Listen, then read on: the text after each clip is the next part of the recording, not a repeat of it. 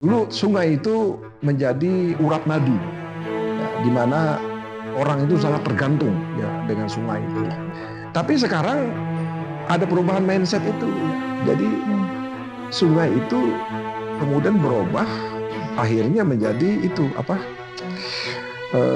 Septic tank, septic tank raksasa. Sungai itu seperti penjaga ya kehidupan kita gitu loh.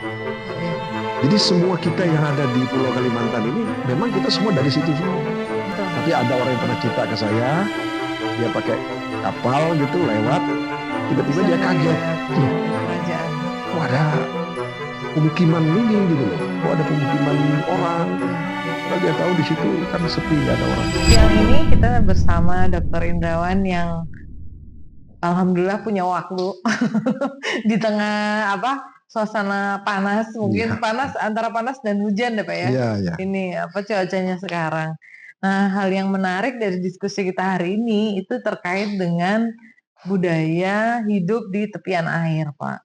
Jadi ada sebagian orang atau mayoritas ya orang itu berpandangan yang namanya tinggal di tepi sungai itu terbelakang, kotor, bau, apalagi ya, nggak maju, bahaya, ditinggalkan lah pokoknya kayak hal yang tabu gitu. Karena kan fenomenanya masyarakat Indonesia itu banyak yang sungai itu kayak belakang rumah gitu ya. Jadi buang sampah segala macam lah. Walaupun banyak daerah di Indonesia yang udah mulai menata sungai itu kayak wajah depannya rumah mereka, cuman image orang atau pandangan orang tentang sungai itu masih belum ada perubahan yang cukup signifikan gitu. Kayak diskusi hari ini juga masih banyak orang yang bicara seperti itu. Iya, gimana menurut Bapak? Apa harus dijaga atau dibubarin gitu Pak di situ? Ya, terima kasih Ibu Dr. Tia. Ini menarik ya, saya kira. Tapi saya perlu juga bercerita gitu ya tentang budaya bermukim di tepian sungai ini. Karena memang di Kalimantan Tengah ini ya terutama itu dialiri oleh 9 sungai besar. Dan itu mengalir dari utara ke selatan. Jadi di utara itu ada pegunungan, namanya pegunungan Muller-Schwaner itu ya, itu yang menjadi tangki air ya untuk Pulau Kalimantan ini. Jadi dari bagian tengah Kalimantan itulah mengalirlah sungai-sungai besar, ada yang ke Kalimantan Timur, Kalimantan Utara, Kalimantan Barat, Kalimantan Selatan, dan ada 9 sungai besar yang mengalir ke Kalimantan Tengah, wilayah Kalimantan Tengah. Dan itulah yang kemudian membentuk budaya bermukim di tepian sungai. Jadi kalau mau lihat pada masa-masa yang lalu gitu ya, ketika jumlah penduduk itu masih nggak terlalu banyak, itu sungai jernih Pak, Bu ya, sungai itu jernih. Itu kalau cerita kakek saya dulu ya, kalau menyelam ke sungai itu bisa lihat ya ikan-ikan, ikan-ikan yang berenang itu karena jernih ya. Sampai Sebangau? Iya semua sungai, ya semua sungai yang ada di Kalimantan Tengah itu jernih ya. Tapi seiring dengan berkembangnya jumlah penduduk ya, kemudian kota-kota mulai berkembang dan kebiasaan hidup di tepian sungai itu kemudian perlahan-lahan mulai ditinggalkan ya. Walaupun ada sebagian kecil yang masih mempertahankannya. Nah, kalau sekarang itu memang lebih banyak. Kenapa orang bermukim di tepian sungai itu? Yang pertama karena memang itu dekat dengan mata pencaharian mereka. Ya. Karena kalau mau di tracking ya mata pencaharian penduduk karena kami studi Pak Bu ya di kawasan Mendawai, Pahandur Seberang itu ya, kami menemukan bahwa sebagian besar itu penduduk yang tinggal di situ tuh berprofesi sebagai nelayan. Jadi mereka sangat tergantung dengan sungai dan danau yang ada di sekitar sungai tersebut. Ya, nah, lalu kemudian sebagian mereka juga adalah buruh yang bekerja di pasar-pasar yang ada di sekitar kawasan tersebut. Jadi mereka berprofesi sebagai itu. Nah, karena mereka dekat dengan tempat kerja mereka, ya itu menjadi insentif bagi mereka untuk tetap tinggal mempertahankan rumah mereka di situ. Gitu. Nah, yang sekarang yang jadi masalah itu adalah soal mindset yang Oke. yang berubah begitu ya.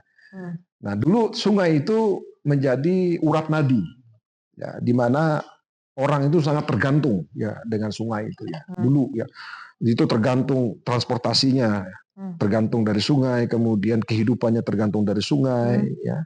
Sehingga akhirnya apa yang terjadi? Sungai itu, ini orang dulu ya, orang lama gitu ya. Mereka menganggap sungai itu sebagai ibu mereka.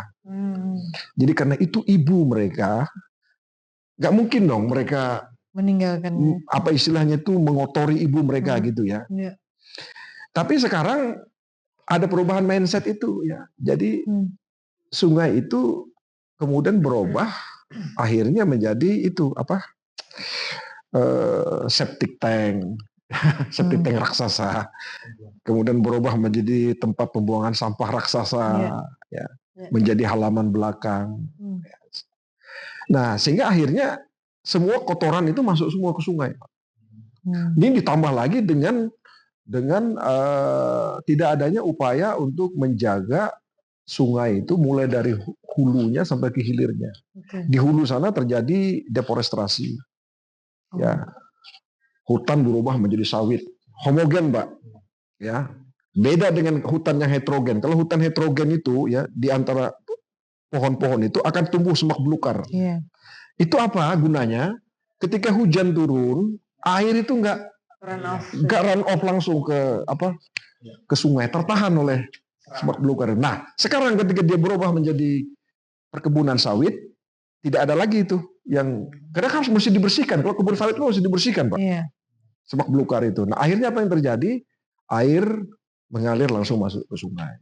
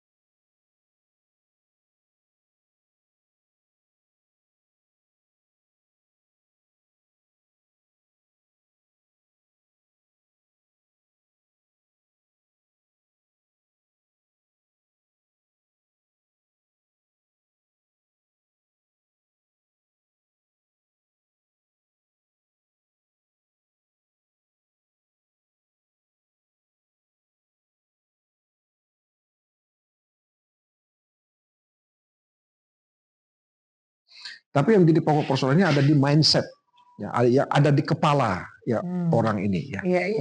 Nah, jadi ketika mindset itu berubah, ya, maka cara pandang juga akan berubah. Ya.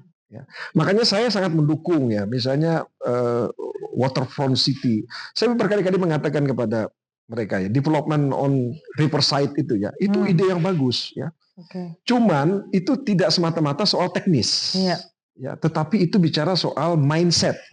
Bagaimana mengubah ya mindset orang dari sebelumnya menganggap sungai itu sebagai halaman belakang, sebagai septic tank, sebagai tempat sampah besar, berubah menjadi halaman depan. Gitu ya. Nah, sehingga ketika dia menjadi halaman depan, kita nggak akan ngotorin sungai. Iya, betul. Itu loh, itu mindsetnya. Jadi kalau pembangunan fisik itu nggak diiringi dengan sosial.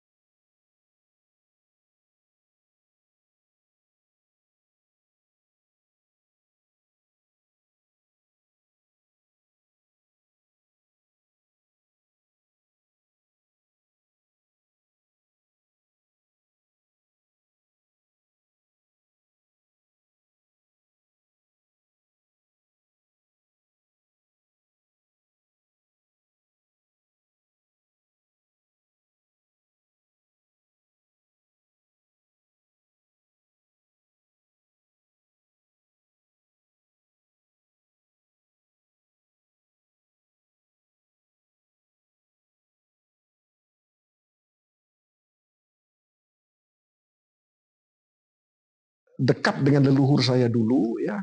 Dan sepertinya leluhur saya itu menyapa saya lewat percikan. Jadi kadang-kadang saya punya bulu ini ya, bulu kuduk ini jadi berdiri gitu. Jadi itu yang saya bilang. Kalau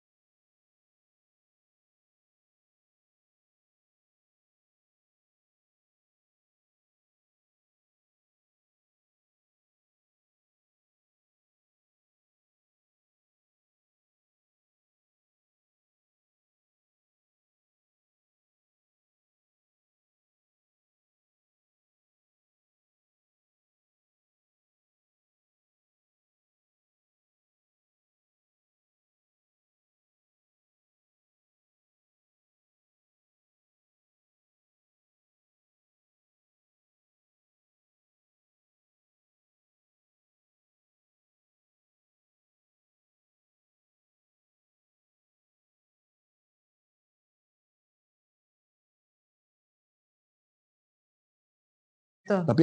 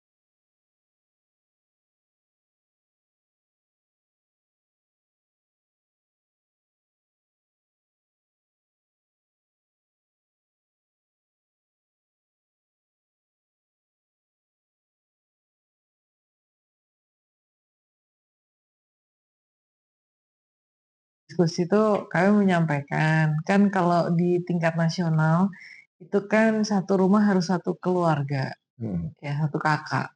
Padahal kita itu di seluruh budaya Indonesia, seluruh suku bangsa itu tidak ada yang kayak gitu. Iya, iya. Jadi pasti salah satu anak itu ngurus orang tuanya. Nah, menurut Bapak nih, kan kalau di sini anak perempuannya atau anak tertua ya Iya, yang iya. ngurus orang tuanya Ya, gitu. bisa salah satu di antara itu ya. Betul, betul. Tapi apa emang kita bakalan orang tua lebih baik ditaruh di panti jompo gitu? Apa kita tetap ini ya Pak ya?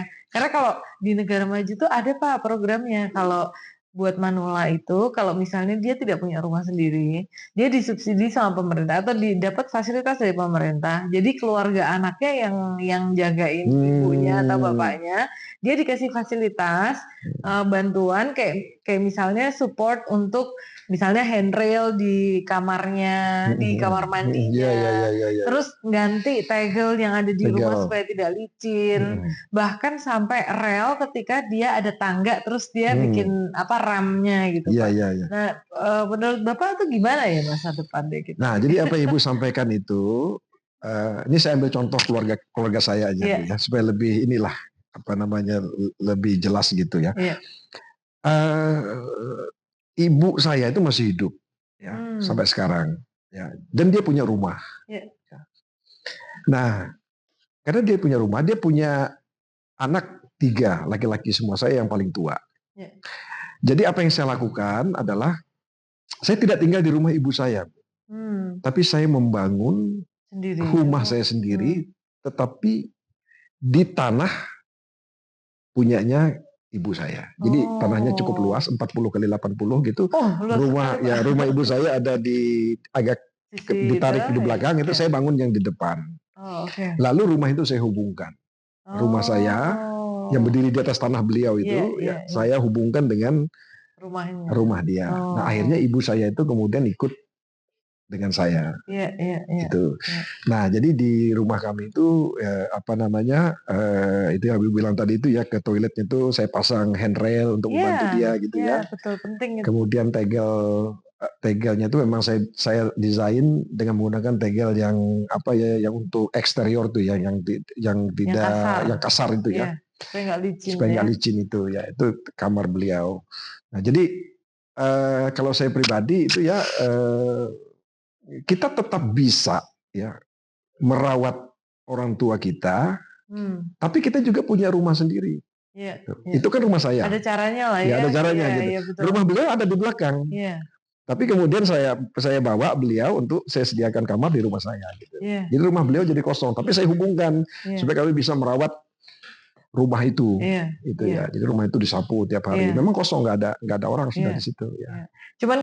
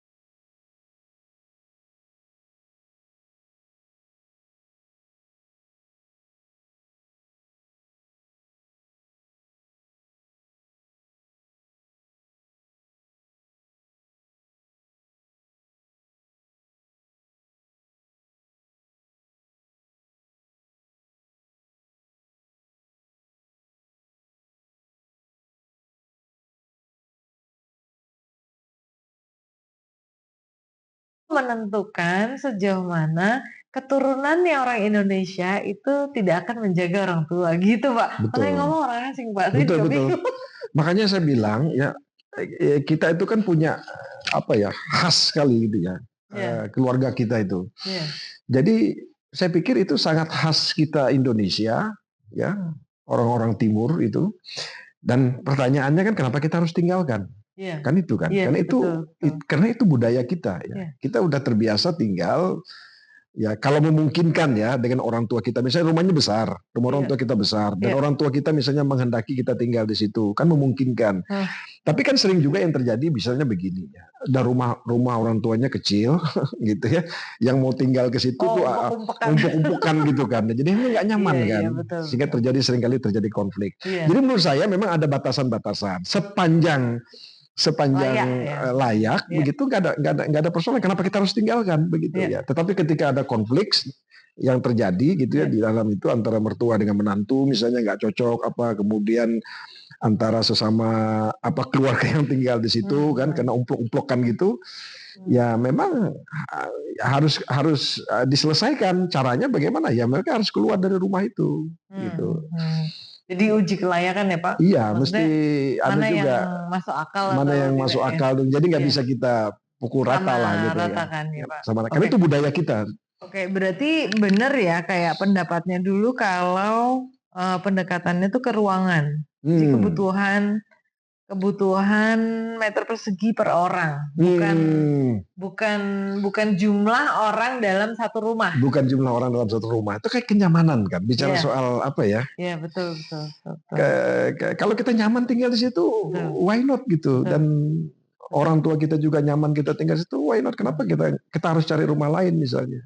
Iya Kak, saya juga agak ini juga sih Pak, mestinya kita punya standarnya masing-masing ya, karena Ya, budayanya beda-beda ya. ya, Kalau di apa, eee, dulu itu standarnya 7,2 meter persegi per orang. ya, Terus habis itu dia bikin rumah tipe 36 jadi karena pemerintah kan bikin 4 orang itu 4 kan, orang, 4 kali berapa itu, 9. 9, Ya, kan jadi tipe 36. 36. Mm-mm. Cuman masalahnya di beberapa kota itu udah 5, sekian Pak itunya, Iya, indeks yang satu keluarga, anaknya 3 iya, gitu. iya, Kan ada yang banyak anaknya banyak, ada yang iya, anaknya iya, cuma iya, benar, 1. benar, benar. Nah, menurut Bapak nih, kalau misalnya pendekatannya dulu sih saya sih pas sekolah master sih Pak, kita tuh ada simulasi loh Pak, yang simulasi tentang dulu standar tentang transport.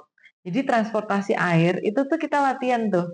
Kita duduk di situ, kita simulasiin oh berapa menit. Hmm. Kalau orang dari suku waktu itu kita desain di Vietnam. Jadi kalau orang Vietnam itu, kalau orang lokalnya itu ada yang pakai kain. Kalau dia naik ke Sungai Kanto itu, dia akan ngibasin kain, baru dia berdiri, baru dia keluar dari kapal itu. Sehingga waktu Hmm. kita simulasi itu, oh kira-kira orang akan menghabiskan waktu sekian detik, kalau setiap stop itu 5 orang turun, maka akan stopnya itu akan berapa menit gitu Berapa Pak. menit, ya, ya, ya, ya. Kita tuh nggak ada kayak gitu di kampus Pak.